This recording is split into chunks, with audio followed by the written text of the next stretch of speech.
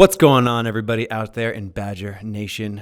Welcome to episode 51 of the PPC Den podcast. Steven, how are you doing today? I'm doing pretty well. Mike, how are you doing?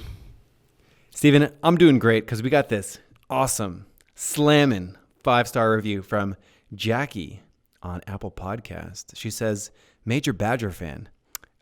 This review, I swear my mother didn't write, but she said, thank you, Badgers, for this insightful and hilarious podcast. I've managed Amazon advertising for years now as a consultant and have made up many strategies and theories.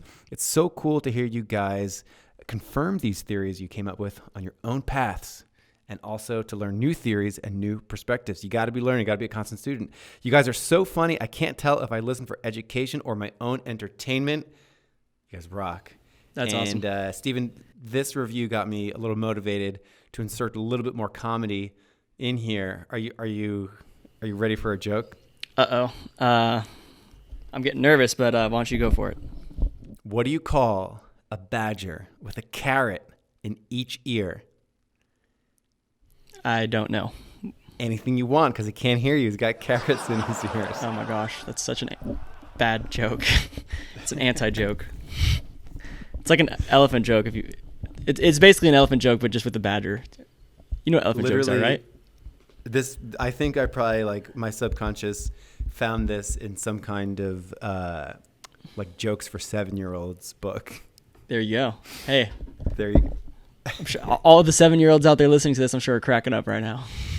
Dude, there's some hustlers out there. They get started earlier and earlier. Dude, now. Success. My nephew, he's 4. I'm trying to get him involved, cheap labor, get him working in the biz. Well, hey, we're hiring, so get him to fill out an application. That's right. Today we're going to be talking about something, and honestly, Steven, I cannot believe it escaped us for so long. This is our 51st episode, and when we were looking at it to review and recap episode 50 and our first 50 episodes, I can't believe we didn't actually take a deep dive on this. So today is the day that changes as we talk about campaign structure, and I'm pretty stoked about it.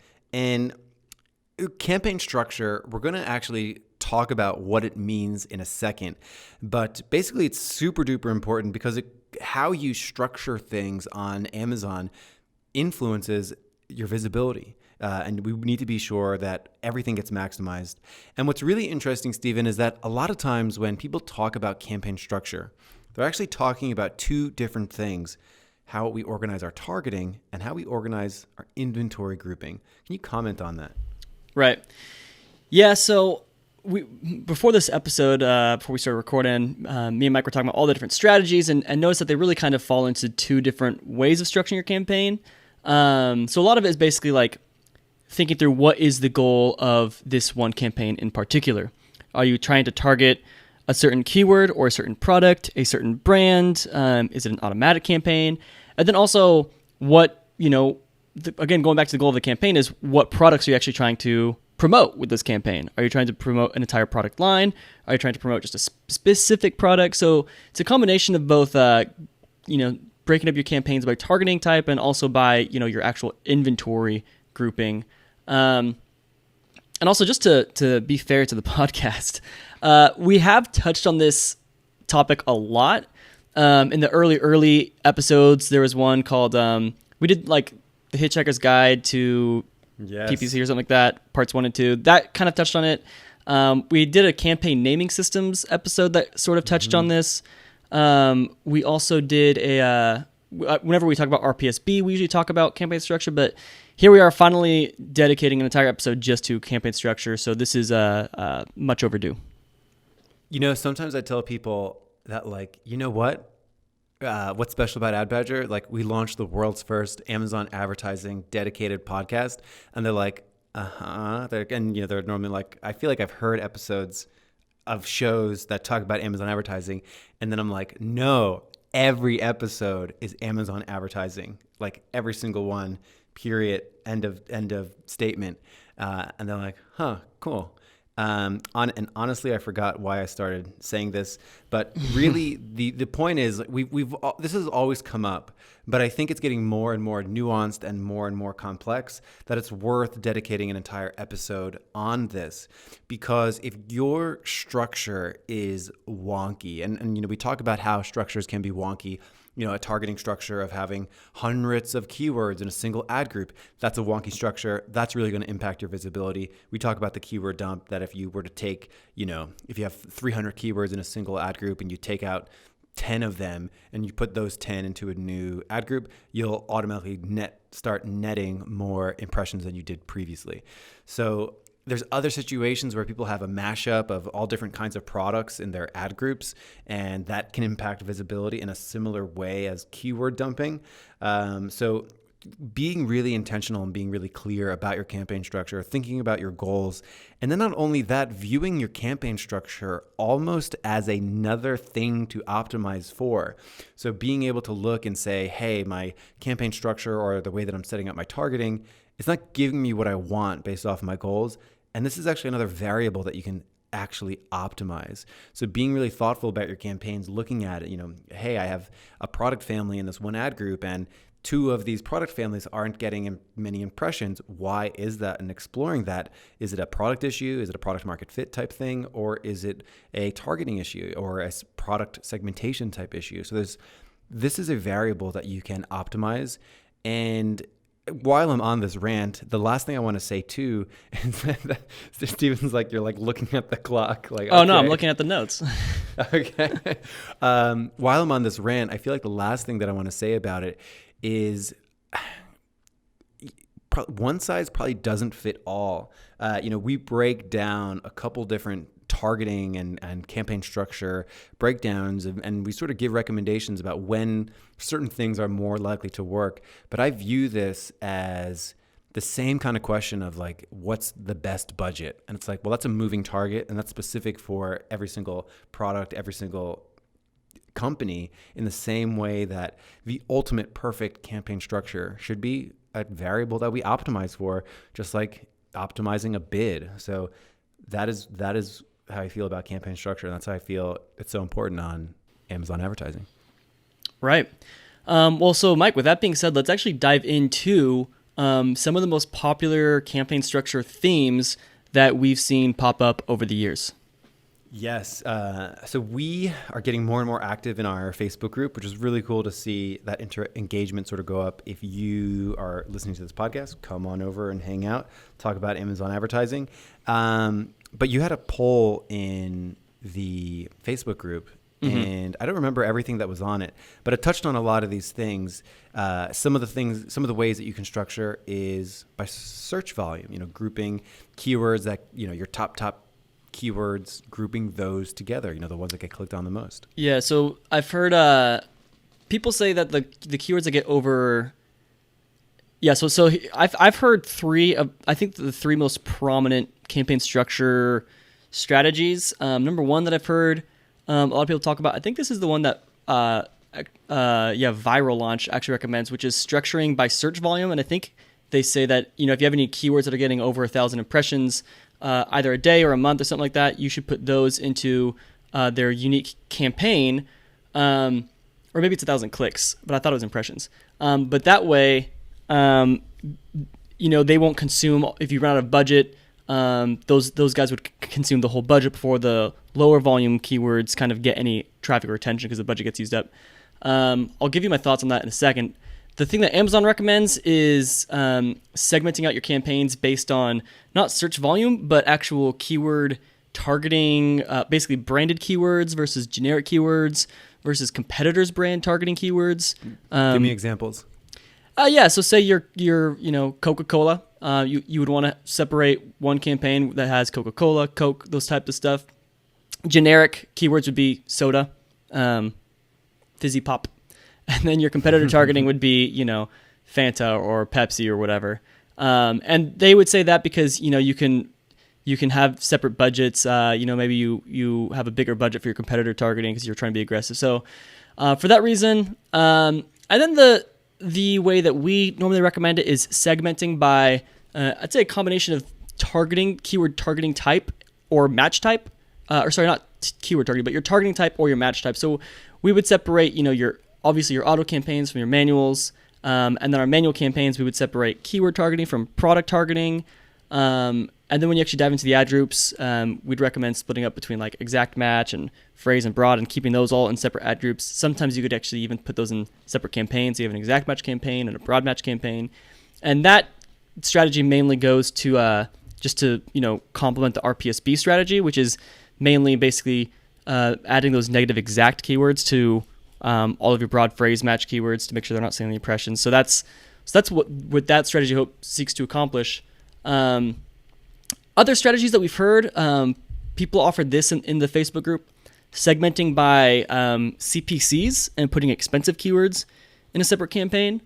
And then the final thing is, do you put, this is going back to like the inventory grouping question, but yeah, are you going to put a product family in one campaign, all these similar products in one campaign, or are you going to put a single product in each campaign?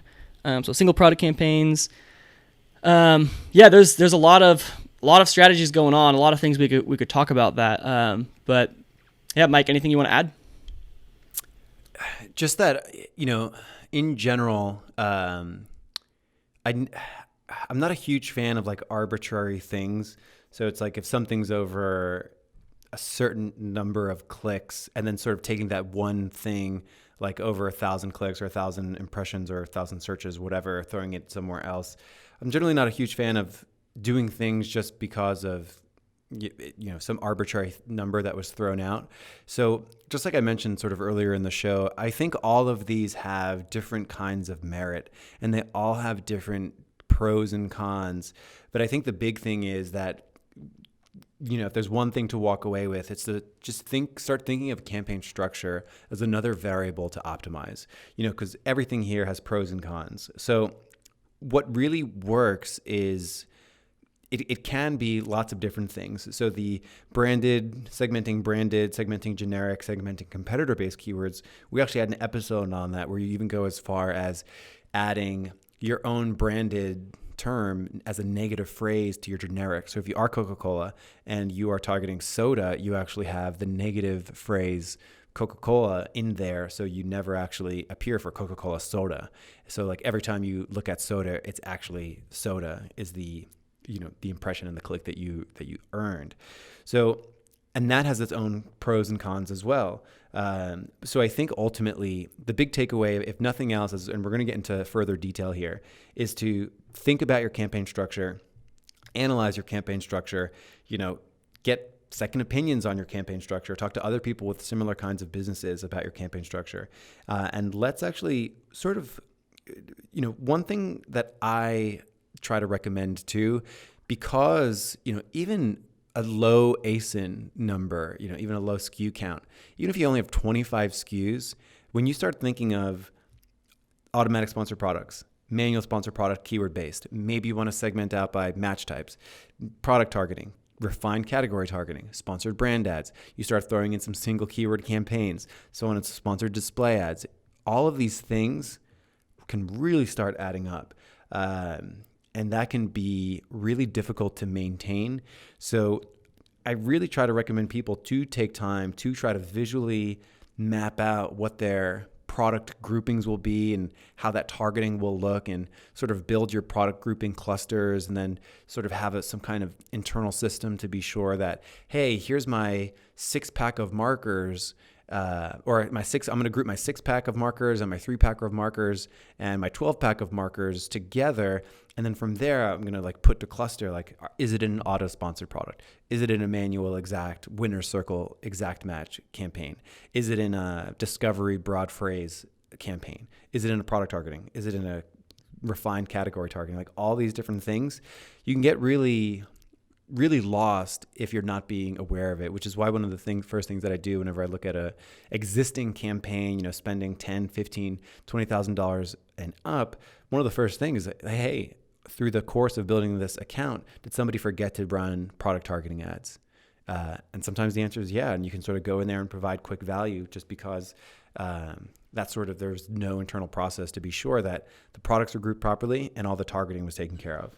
Yeah. Okay. Yeah, I listened to this podcast from Viral Launch before, but just so I don't misrepresent their strategy, this is really quickly their setup for campaign structure. Campaign one is they're saying everything is a single product campaign.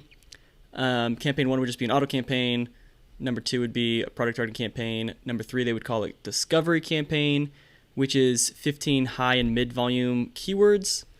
One's a phrase match ad group, one's a broad match ad group. Then they have what's called a trailblazer campaign, and this is for lower volume keywords that perform well. And he says around less than 2,000 searches per month. So that's kind of the structure that they do. I don't know. Google it, Viral Launch campaign structure. You can look it up. I will say the one thing about the less than 2,000 searches a month, if you're trying to go off, a lot of people will do it based off of impressions. I personally think impressions is a bit of a vanity metric because on episode 49 we talked about actually looking up search frequency rank, and sometimes there's like a huge discrepancy between how many impressions you're actually getting and the searches actually coming through, especially because if you're looking at like, oh, this one keyword has like dozens and dozens of impressions, well, all of those impressions could even just be coming from product pages and aren't even necessarily searches that people are typing in. My theory, since we're always talking about theories, is that Amazon actually indexes, since Amazon indexes these pages, if your keyword is on another product page, then you now qualify for that product page placement if you're bidding on that keyword. I think that's the extent to which these keywords targeting goes. So I wouldn't even focus on impressions. That's my 2 cents as far as that goes. But dude, it is illegal as anyone in the Amazon industry. You can't quote other companies because you need to be an Amazon expert and never question anything and always have all the answers all the time and never wonder about anything. It's a legal move. We have to call the FBI. You might have your guru status taken away. Yikes.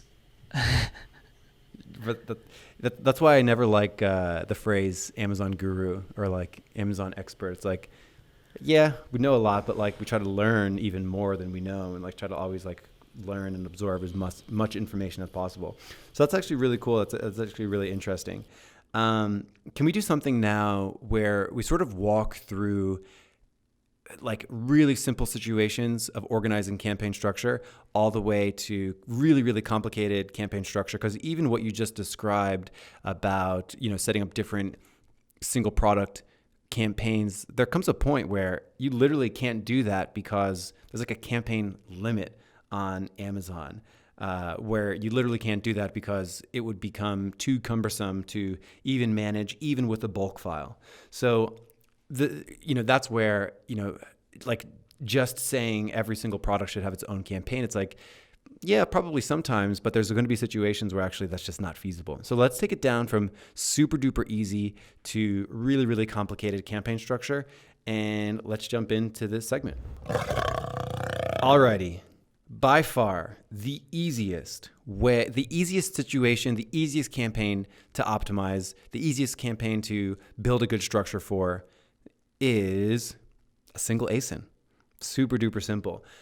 Stephen, walk us through how you would organize an account that they only have one single ASIN. Because there's maybe people just starting out, or maybe there's people that are just bringing in buku bucks with a single ASIN. Yeah, so if you have just a single ASIN, we're assuming no variations.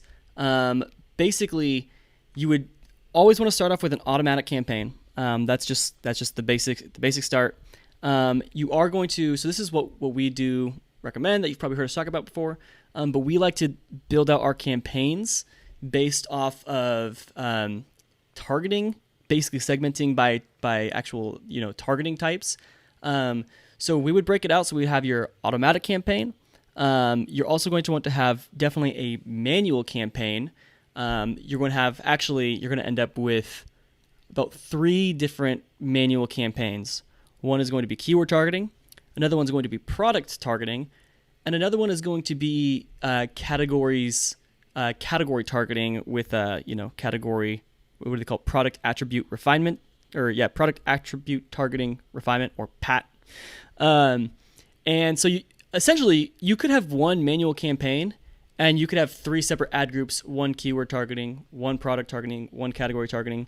But it's always kind of just been our habit to segment out those different campaigns, just so you can kind of monitor the like the ACoS and performance a little bit differently.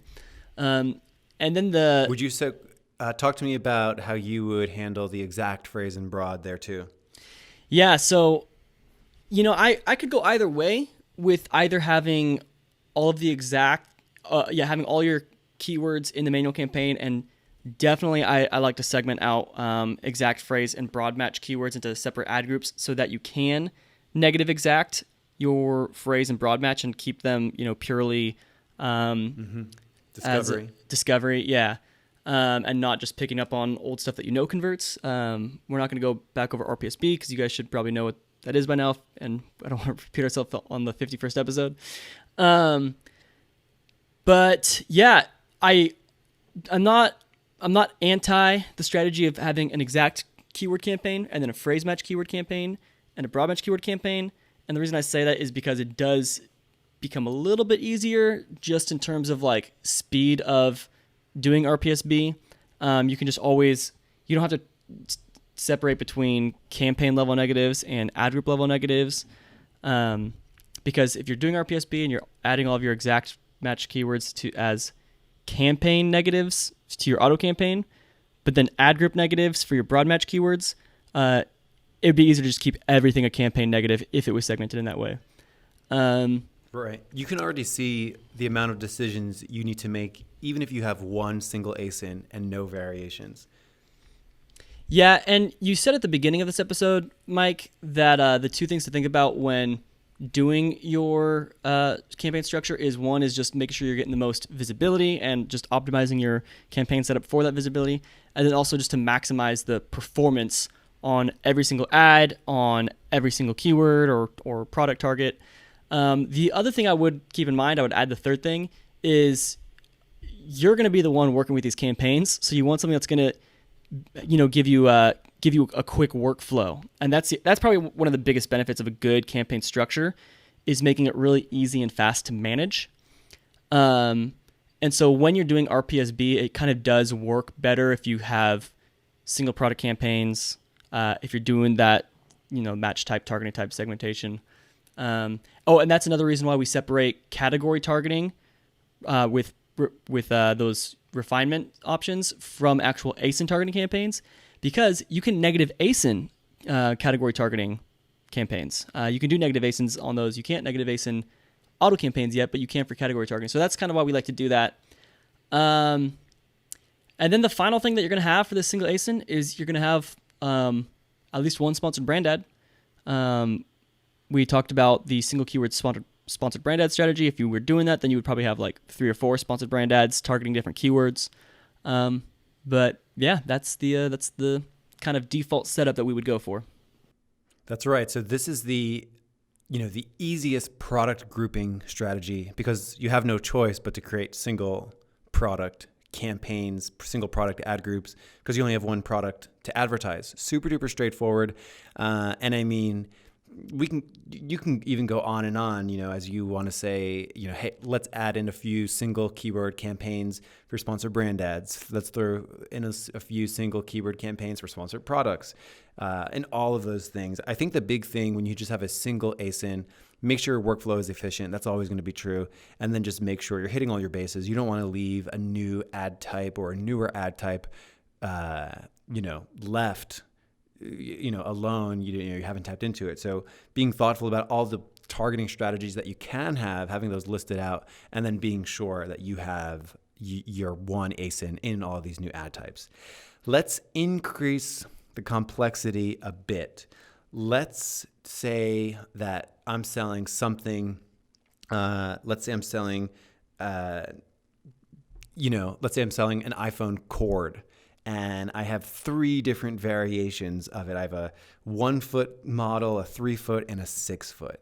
So let's say we're starting from scratch here. How should we be thinking about these products? Are we going to segment them right from the get-go? Should we group them together from the get-go? And then is that going to change over time? What are your thoughts here, Stephen? Yes, when it comes to variations, so let's just talk about really quickly, like if you have variations, it's probably going to be either a variation of size, like you just described, like a cord size. It'll probably be a variation of color. Yeah. Or it'll probably be variations of like quantity. Yeah. Like, you know, a 2-pack version or a 5-pack version. Or like just bigger, you know, say you're selling protein powder. You know, you can sell it of as course. like, I'm buying it, dude. Yeah, you can sell it as like a 1 pound or a 5 pound. One thing just to keep in mind with those ads is if someone types in protein powder and they see a 1 pound and a 5 pound, the prices points on those are going to be very different. One's going to be, you know, $10, $20. The other one's going to be $50, $60. So that is going to make a difference probably on like the click-through rates. So first you got to do is you kind of just got to figure out your research. Because also if the $50 product sells, the sale, like if it gets a conversion, maybe the conversion rates are lower, but hey, when those conversions come through, you win big. And so they're worth advertising with more aggressive CPCs. And for that very reason, I would definitely put them in separate ad groups. And we talked about this before. Products that are at different price points, you want to put in different ad groups because they're going to convert differently. They might not convert as well, so you might want to bid lower. But the sales price could be bigger, so you want to go higher. So you definitely want to get that data and, you know, figure that out. And then going back to the example you said with the sizes, the different sizes, if they're all the same price, the other thing that could pop up is maybe people are actually typing for 3-foot cord or 6-foot cord. Specific searches, yeah. Right, to that variation. So that is another reason why you would want to keep them in separate ad groups. I think Amazon, so if they were all in the same ad group and someone types an iPhone cord, technically all 3 of those products qualify for that if you're bidding on that. But that's the other thing. Yeah, if you have a 6-foot cord and a 3-foot cord all in the same ad group and you're bidding on the keyword, like you're doing, you know, you're converting search terms. One was like 3-foot cord, one was 6-foot cord, and you have all those same keywords in your same ad group with the same products. Well, if someone types in 3-foot cord, Amazon might show the 6-foot cord. So you definitely want to pair up your keywords with the exact match keywords with the searches that are coming through. Right. So I think what we're getting at here, sometimes it makes sense to segment these, of course. You know, if you have different prices, those have to be segmented.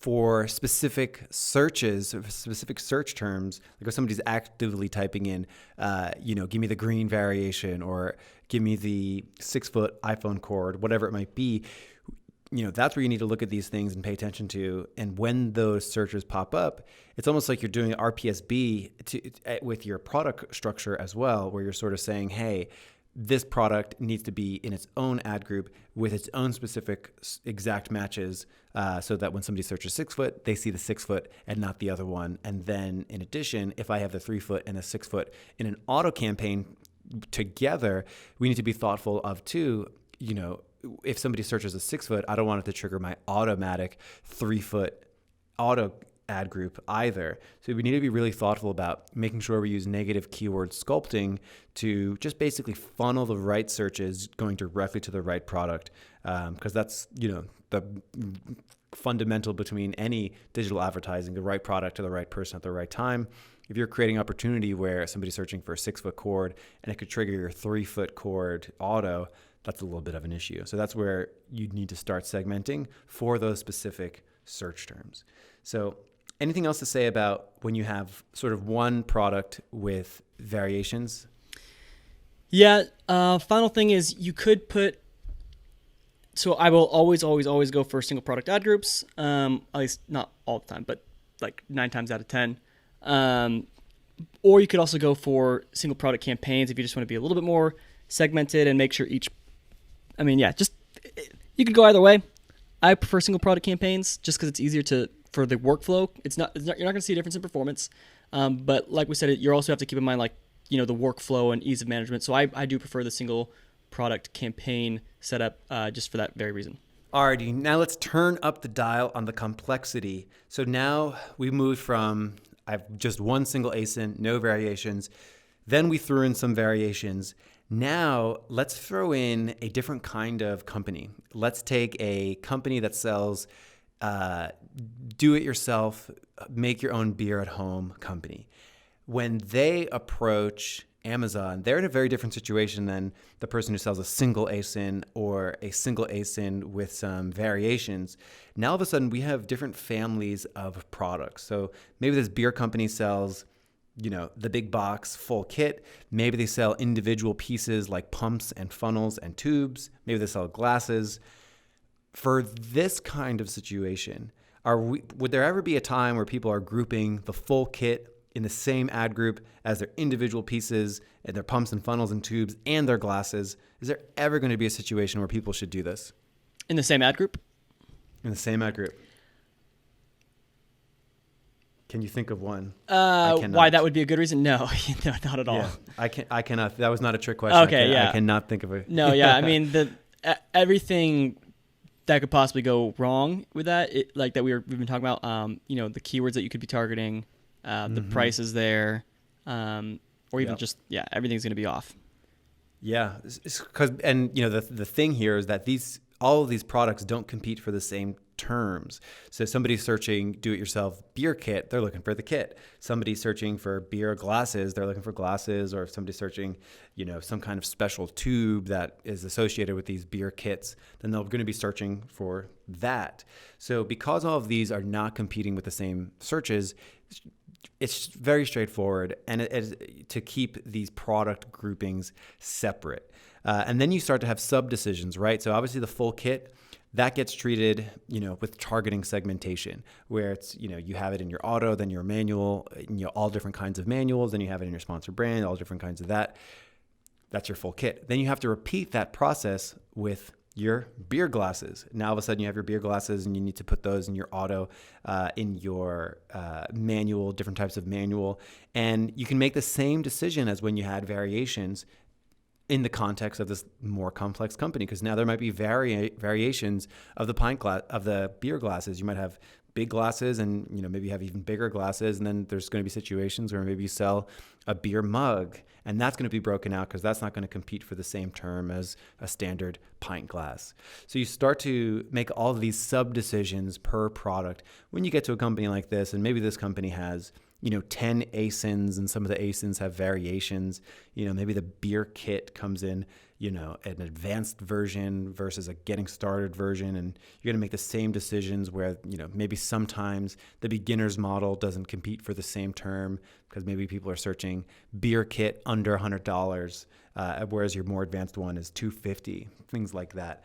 So we're making all of these decisions as we talk about our product grouping as well as our targeting groups as well. So all those same decisions about structuring targeting, you're making per product, and then you're further making the decisions about your product groupings. Are the same keywords going to be competing for these things? Is it going to impede my workflow? And at this level, it's probably not going to impede your workflow because it's not like you have hundreds and hundreds of ASINs.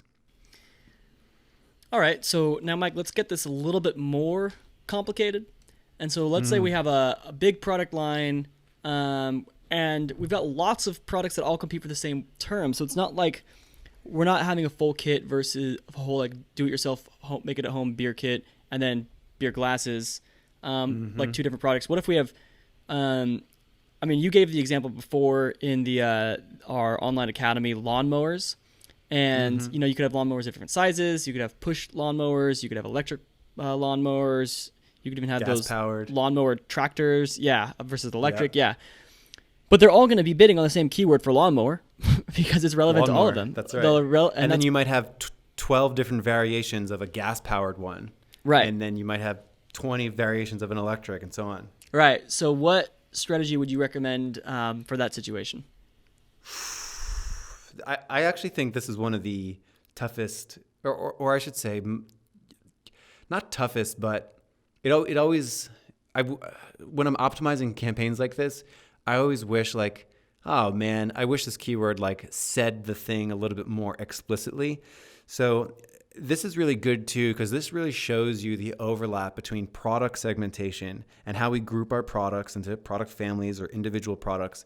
And it overlaps so well with targeting, because what you will end up doing, and this is where it becomes really fitting to start segmenting based off with more attention to targeting, where we're going to have generic keywords that are going to apply to more than one product.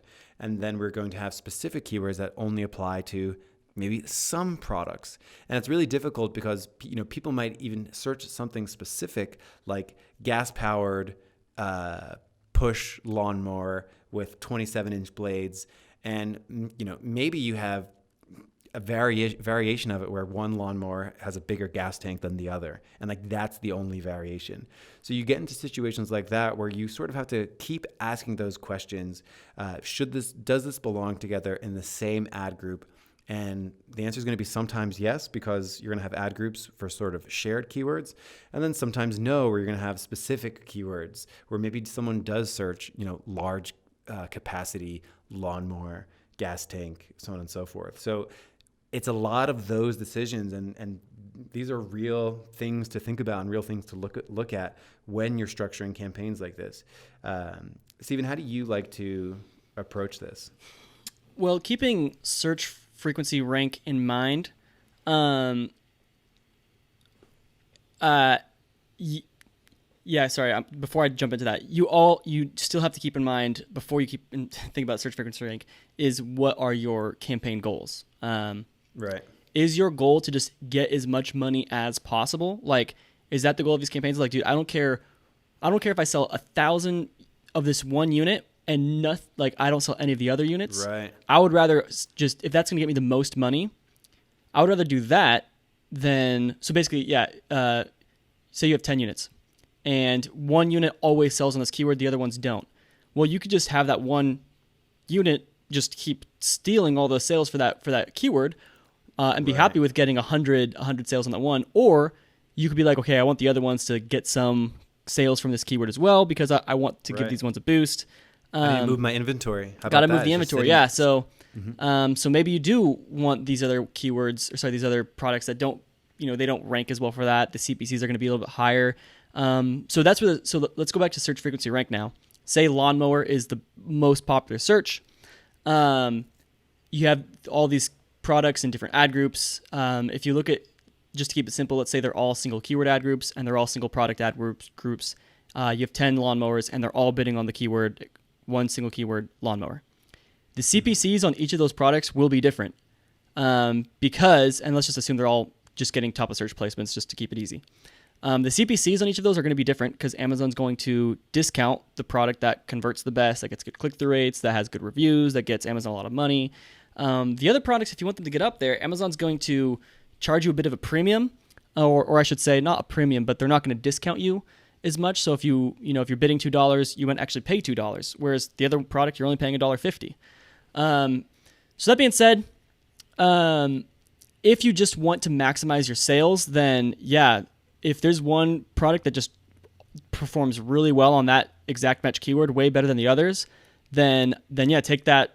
You could even negative exact that keyword for all the other ad groups for all the other products, so that Amazon doesn't cycle those in. When someone types in the search lawnmower, Amazon rotates the ads to figure out which one's performing better. So those other ones will get occasional appearances. But you negative exact that if you just want to maximize sales and you just want all the traffic to go to that one product.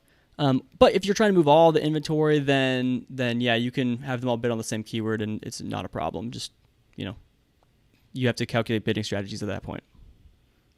For sure. And, I think this is really, really good because it's highlighting that campaign structure is not as so easy as just sort of writing one thing and just sending it off and having it be perfect forever. There's so many complexities that come up here. How do we want to move our inventory? Am I trying to go after an Amazon's choice badge for a particular product and a particular search? Taking that into account. So there's so many layers here, which is why it's worth looking at and revisiting maybe quarterly or so. Are our campaigns structured the way that we want? And is our targeting strategy and the way that we segment our targeting giving us what we want? Are we leaving anything on the table? I think that should always be accounted for. So the products should be in all the ad types, any new ad types, trying to jump on those and test those out.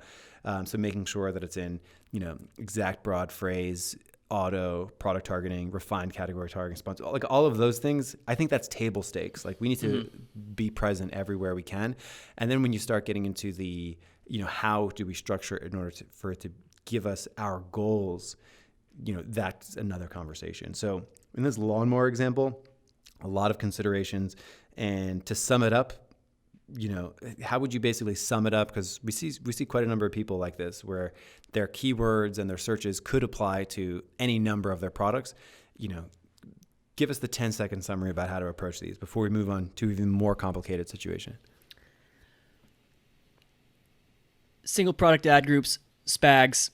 You can put them all in. You could do single product campaigns, but it might be a little bit easier for you if you group them by product family and then do SPAGs. Cool. Mm-hmm. And then break out your targeting from there. Correct. Yeah. Cool. Yeah. So real quick. Yeah. So go ahead. The campaigns themselves would be segmented by targeting type. Right.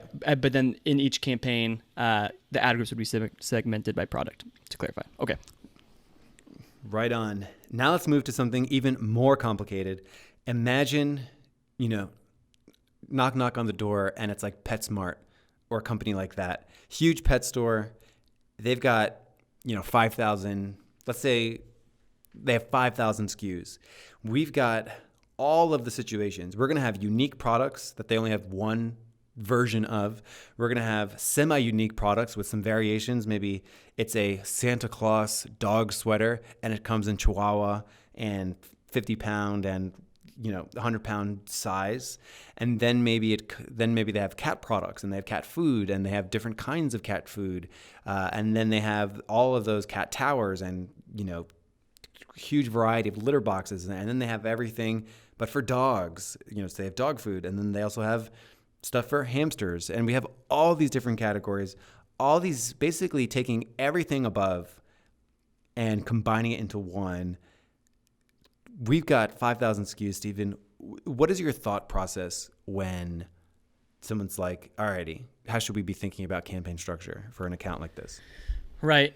So as we just said a few minutes ago, if you had, one ASIN with a few variations, it's like, heck, you have so few products, just give each product its own campaign.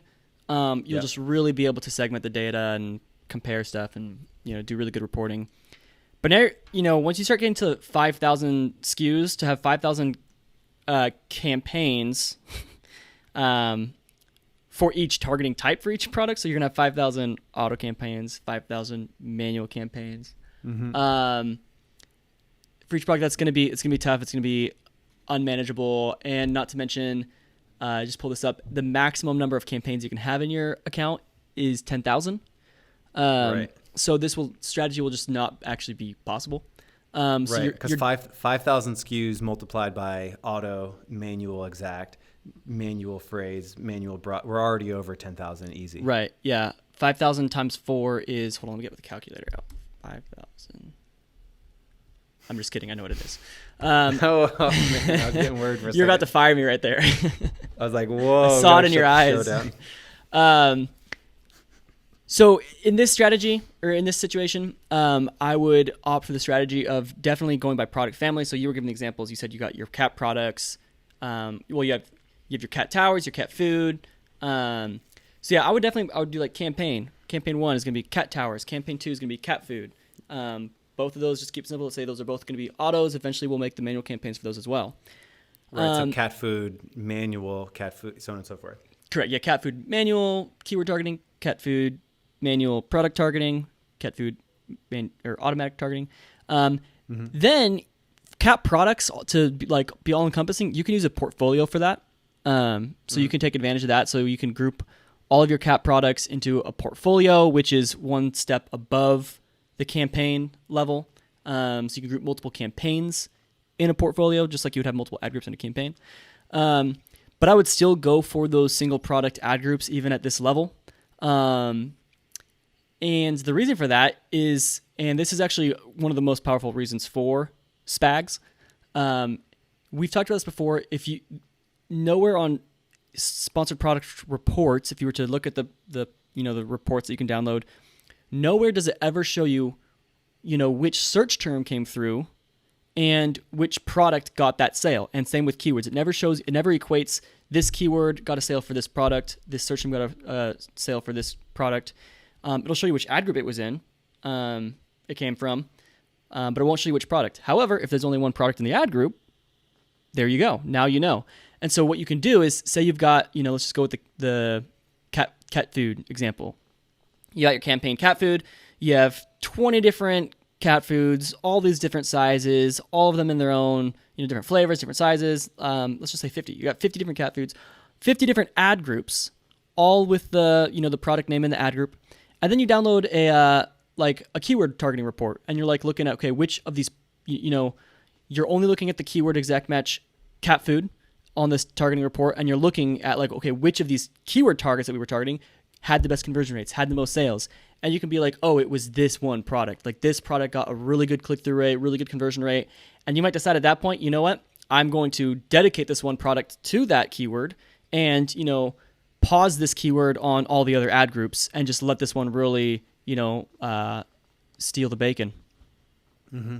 Of course. And then you start to get into decisions of, is that the goal of this particular ad group? Are we trying to just move inventory? Because there might be some times where you might need to, redistribute that search term to other products in order to move them. So that's another consideration to make here too. Really understanding what the goals are. Right. And, it sounds like then from there we would sort of just repeat that process for dog food. Then you'll have different kinds of dog products, and all your different kinds of animals. So those would be the big campaign level. So basically we're saying here, high level product grouping, and then you pair it up with the targeting, and then you work your way down and you use those ad groups to really be organized. In some ways, when you have 5,000 SKUs, it's almost a little bit clearer what you're supposed to do than the previous example with the lawnmowers.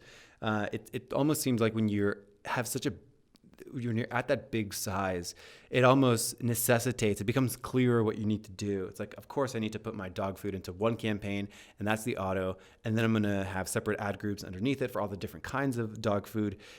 Almost in some ways it becomes clearer there, and then you're going to see what search terms are super duper high winners. For some reason that seems a little bit clearer to me. Before we move on to the final scenario here, Mike, I'm curious your thoughts. If you could choose in this, pet store example, between having, so here I guess are the two strategies that I would opt for either one of these. You could either have a single product campaign, and then so you have your 20 different cat food campaigns, let's just say, and in each of those campaigns, you're breaking off your ad groups into, you got your exact match here, your phrase match, your broad match for that one product. Mm-hmm. Exact match, phrase match, broad match, and product targeting and category targeting all in separate ad groups. Right. And you can do your negatives all throughout there. Or you do, you just have an exact, so you have a cat food campaign, and this whole campaign is just exact. And you have another campaign, cat foods, and this one's just phrase. And you have all of the products, rather than doing single product campaign, you're doing, single match type, I guess, campaign, and then all of the products there, but then you're adding negatives at the campaign level. Do you think there's even a difference there? I think a combination of both actually is ultimately what you'd want to work towards. So you would have the second thing that you talked about, where you have multiple products inside one campaign, where you're generating that kind of data. And then there are going to be, I think, situations where you're going to want to peel almost like your RP as being an individual product, and you're graduating that up to its own campaign, because potentially the data might dictate that. It might tell you, hey, in some area, in this grouping of SKUs, it actually doesn't matter. We don't need to. These aren't huge revenue generators for us. It makes sense to sort of leave these a little bit more grouped. But then every once in a while, we'll see some rising stars, and we'll be able to grab those and then dedicate some more time and attention and be a little bit more intentional with them. Right. And one final thing, just to be of note, I'll say it at the end in the summary. Let's move on to the end of the summary. Yeah, let's move on to the next example here. Alrighty. Let's take somebody, with an absurd amount of SKUs. Let's say 30, 40, 50,000 SKUs. That's not even absurd, Mike. We have a client with 400,000 SKUs right now. We have a client with 400,000 SKUs, and it is some kind of like, it reminds me of like dinosaur times where dragonflies used to be like 6 feet in wingspan. It's just like unfathomable to think about this on a day-to-day basis. So this is where I think there's this thing in science, I think, if you like zoom in far enough, like the laws of space and time like don't apply anymore. And I feel like all of those things that we've mentioned so far, we've gotten so big now where like the laws of space and time no longer apply. When you're at 400,000 SKUs, you literally cannot create 400,000 campaigns. You can't even do a single product campaign, just an auto for everything. You can't even do that. So Steven, you're the one who manages this account, and like everything's pretty darn good. So, I mean, how do you handle an account with 400,000 SKUs? Well, I've told you, single product ad groups. I will always stand by that. And the reason for that is, if all the products are in one ad group, then they're all going to be getting the same bid on all the keywords. You may be willing, at that huge level, say this one keyword, man, the ACoS on this one keyword is way too high. We got to pull down the bid. But there was one product that was performing so well on that keyword, and it was the other products that were really dragging it down. What did I saw a funny, it's called the mob effect, where essentially you've got all these products in the same ad group, and one product is basically just robbing all the other products of sales and really just robbing you. You get 3 or 4 products that are not performing well, but they just steal all your budget, don't give you any money, and they rob you of sales that the other product could have gotten. But you can't actually control the bids, so you can't actually bid more on the product that's performing well and bid less on the products that weren't performing well. So even with this huge account, I still opt for single product ad groups so that we can bid differently for each individual product. However, you can only have 20,000 ad groups in one campaign. So we do end up having to have like multiple campaigns, each one with at least 20,000 ad groups. And you can have up to 200,000 ad groups in an account. So that is where things get a little bit tricky. So you would have to, at that point, start either grouping, so in this one specific example, not every SKU is actually in the buy box. So we're actually graduating products. We have all the products lumped into one single ad group in one single campaign. That was actually how the client came to us, 400,000 products in one single ad group. That was an auto campaign, and that was it. But what we've been doing is we've been graduating the products that are winning the buy box because they're getting impressions, getting clicks, and we are graduating them to a new campaign where they get their own ad group, where their own bids are optimized for that product based on that performance.